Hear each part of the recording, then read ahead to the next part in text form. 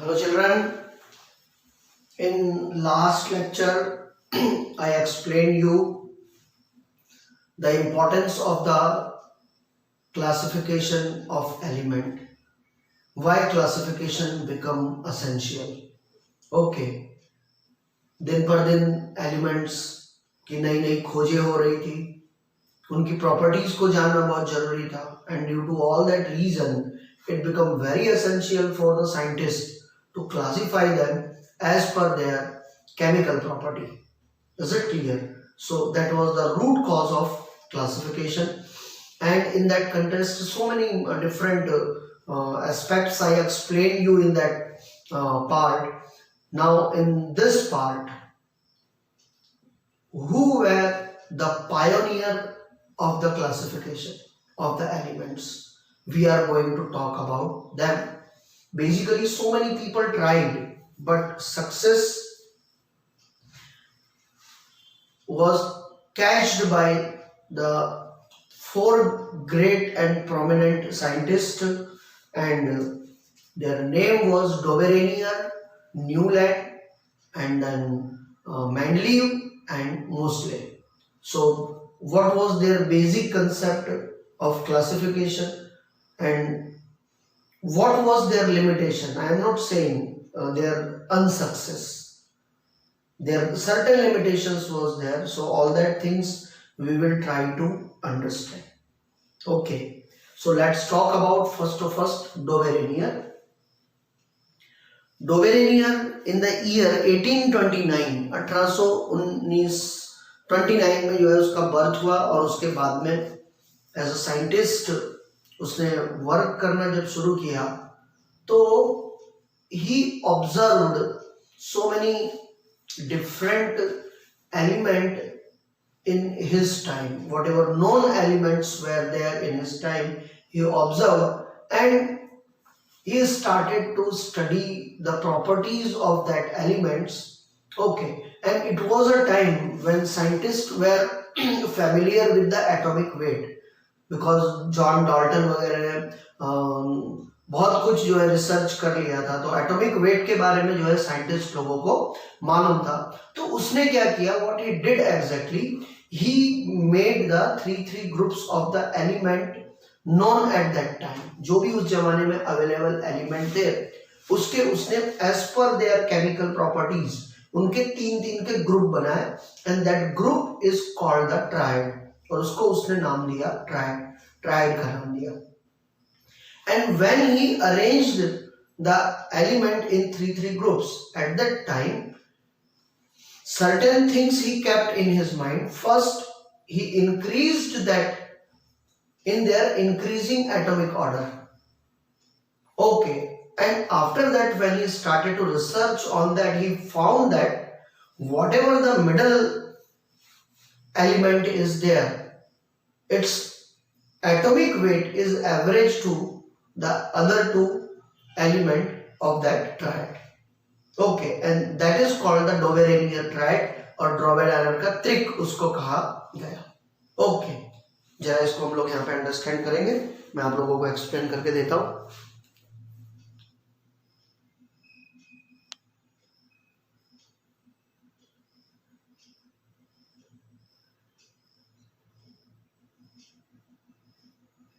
Okay, now see here, what was exactly Dobereiner triad?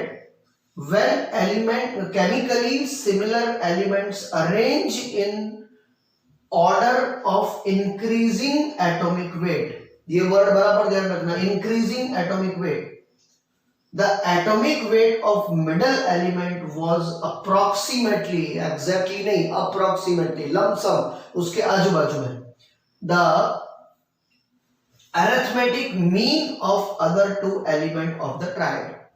And I gave here two examples. पहला वाला यहाँ देखो, lithium, sodium and potassium. Lithium का atomic weight 7 है, sodium का 23 है, और पोटेशियम का 39 है. तो उसने क्या किया, लिथियम और पोटेशियम इन दोनों के एटॉमिक वेट को ऐड किया, और because these are the two number, so he is divided by 2. Okay, So 39 and 7 is 46. 46 divided by 2. Okay, he got 23, which is equal to sodium. Okay.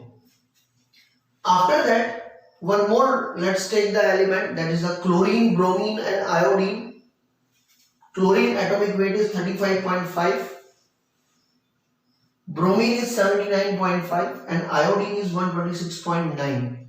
When 35.5 plus 126.9 is added and divided by 2, the result is 81.2. What is the word here? Approximately. इसके नजदीक है, exact नहीं है. ऐसे उसने और भी बहुत सारे ट्राइड बनाए. सर्टेन triads are given in your book, आपकी बुक के अंदर दिए हुए हैं. Is it clear?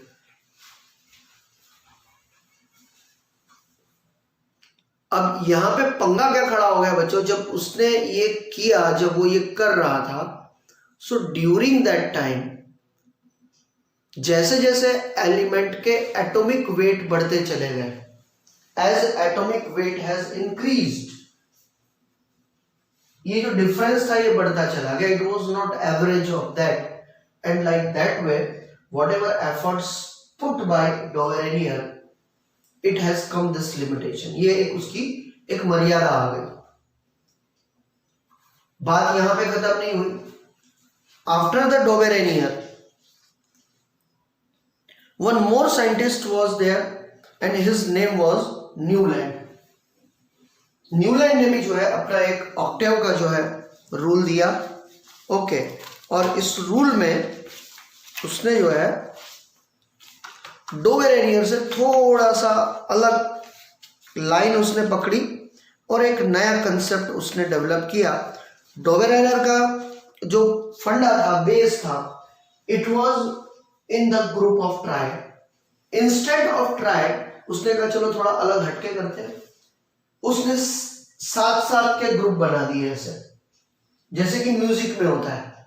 म्यूजिक में कैसे होता है? सा रे गा मा पा धा नी, और उसके अंदर फिर से 8वां जो आएगा वो क्या आएगा? 7. एंड सॉरी सा, दैट इज द ऑक्टेव. इसी तरह से इंग्लिश में ऐसा होता है, डो रे मी फा सो ला ती. ओके, फिर से डो शुरू होता है, सा रे गा मा पा धा नी, और फिर से सा. तो पहले एलिमेंट की जो प्रॉपर्टी है, he set up all the non-element at his time, and he observed that the property of first element is equal to the property of 8th element. बराबर है. पहले एलिमेंट जहां से भी शुरू करो, पहले की जो प्रॉपर्टी है वो 8वें से मिलती है. And that's why this law is known as the octave law. In Hindi and Gujarati it is called that octave no Ashtak no niyam.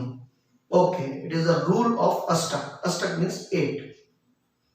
Okay, and what was his observation? Newland ने क्या observe किया, इसको जरा understand करते हैं. देखो जरा Newland का ऑब्जर्वेशन. ओके, न्यूलैंड बोलता है, when element are arranged in the increasing order of their atomic weight. इनको एटॉमिक वेट के इंक्रीजिंग ऑर्डर में रखा. देखो यहाँ पे दोनों में कॉमन क्या चीज है? Increasing atomic weight. Okay, increasing order of atomic weight मतलब दोनों ने जो वर्कआउट किया वो किस चीज को बेस बनाकर किया? एटॉमिक वेट को बेस आउट बनाकर किया, बेस बनाकर किया. Then every 8 element, तो हर एक 8वां element had property similar to those of the first. तो पहले की प्रॉपर्टी 8वें के प्रॉपर्टी से मिलती थी. जैसे कि अभी यहाँ पे आप लोग देखो, बराबर, यहाँ पे पहले में बेरिलियम है, तो इसकी प्रॉपर्टी 1 2 3 4 5 6 7 एंड 8 मैग्नीशियम से मिलती जुलती है. अब मैग्नीशियम से शुरुआत करो, 1 2 3 4 5 6 7 8. कैल्शियम से जो है, सॉरी, पोटेशियम से मिलती जुलती है. By mistake I have written here calcium, this is actually potassium के, सॉरी, पोटेशियम से मिलती जुलती है.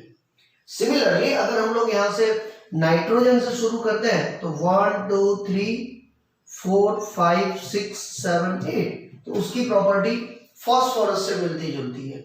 सिमिलरली अगर हम लोग फ्लोरीन से शुरू करते हैं 1 2 3 4 5 6 7 8, तो उसकी प्रॉपर्टी क्लोरीन से मिलती है। और बाद में अगर आप लोग अभी मॉडर्न पीरियडिक टेबल देखोगे तो यू विल रियलाइज है बात तो इनकी सही है एकदम, वो मैं भी आपको उस समय में एक्सप्लेन करके दूंगा।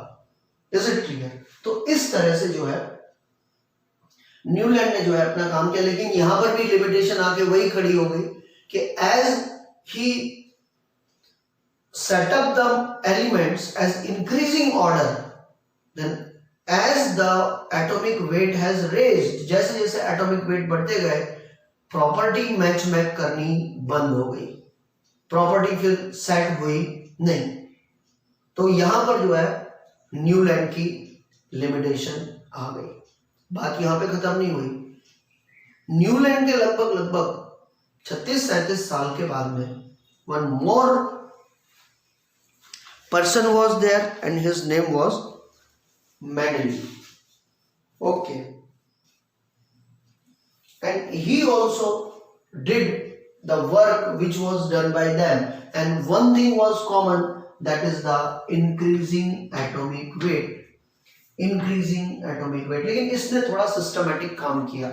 क्या सिस्टमैटिक काम किया अभी मैं आप लोगों को एक्सप्लेन करके दे रहा हूं यहाँ पे मैं, बराबर है। लेकिन उससे पहले उसका जो बेसिक फंडा है उसको हम लोग अंडरस्टैंड करते हैं। लेट्स सी इट, इसको जरा हम लोग देख लेते हैं। ओके, जरा सा इसके ऊपर ध्यान दो।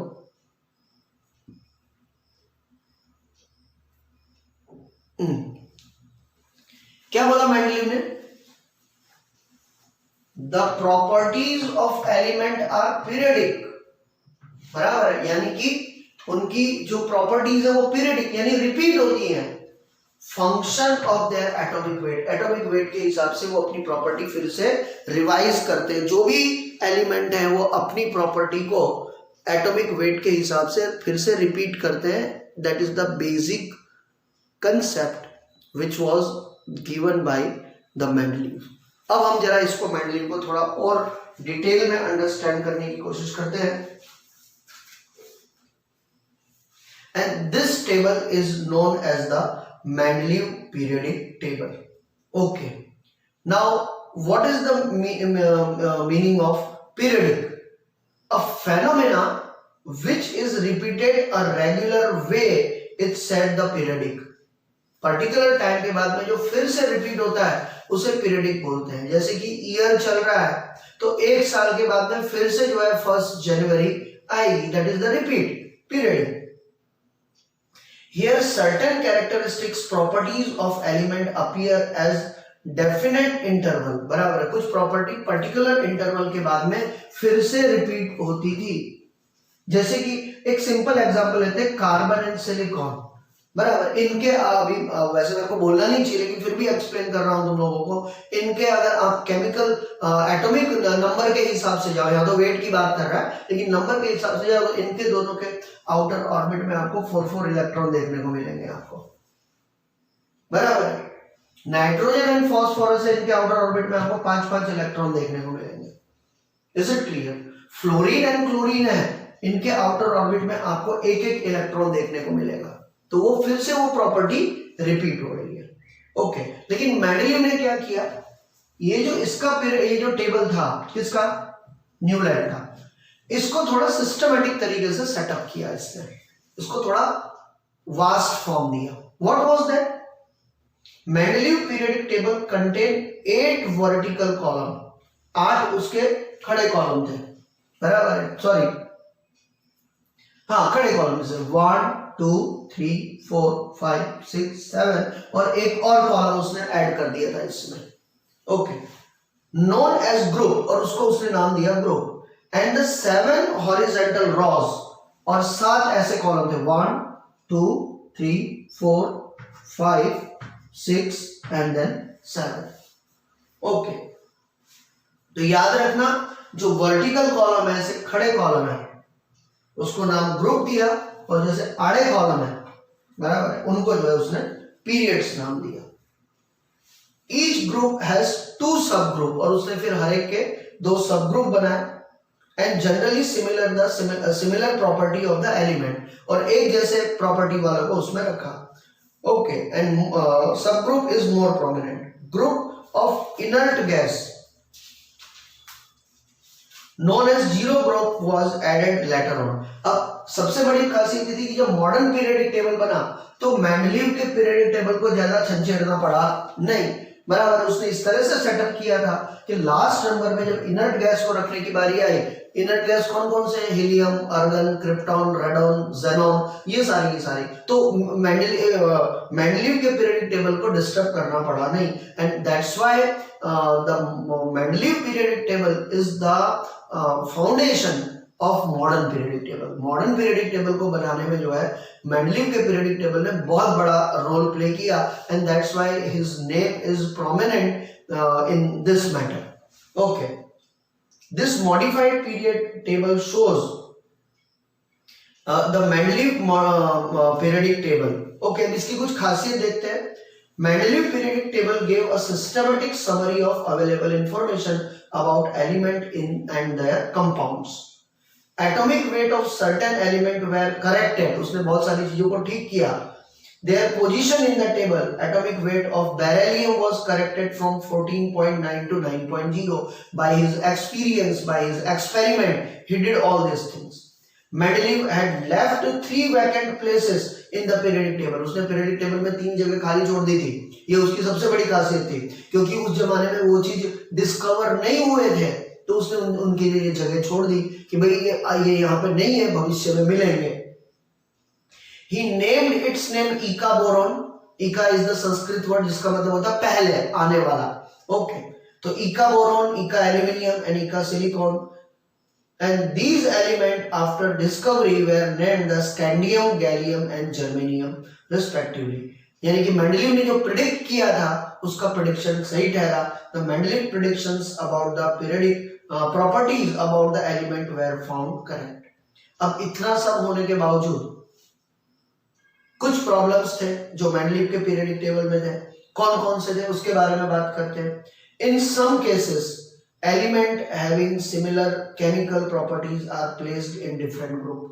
मतलब मेटल को नॉन मेटल, नॉन मेटल को मेटल की जगह पे सेट कर दिया था, क्योंकि एटॉमिक वेट ऐसा हो रहा था इसकी वजह से. तो वो जो है थोड़ी उसकी प्रॉब्लम्स थी. And some element with dissimilar chemical properties were placed in the same group. Example, copper, silver and gold are placed in the group of alkali. बराबर है, जबकि इनको एसिडिक उसमें होना चाहिए.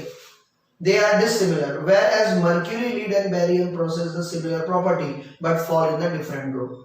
Some element with higher atomic weight are placed before those the lower atomic weight. जैसे organ को जो है क्या कहते हैं, placed before potassium, उससे पहले रख दिया. Isotopes were discovered later cannot be find separate place in the periodic table. Isotope के बारे में उसको कोई जानकारी नहीं थी.